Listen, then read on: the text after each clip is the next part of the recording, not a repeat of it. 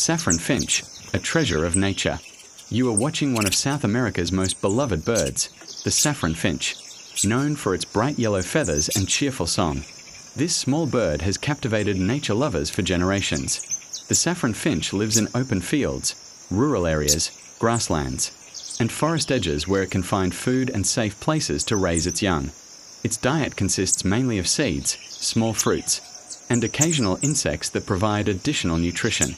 During the breeding season, the pair works together as a team. The female cares for the nest and chicks, while the male stays alert, watching for potential dangers and protecting his family.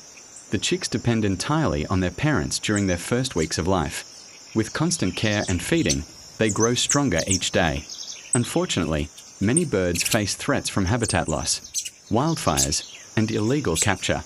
Every protected tree, every preserved green area, and every respected nest helps secure the future of these beautiful creatures. As we watch this family of finches, we are reminded of the wisdom and beauty of nature.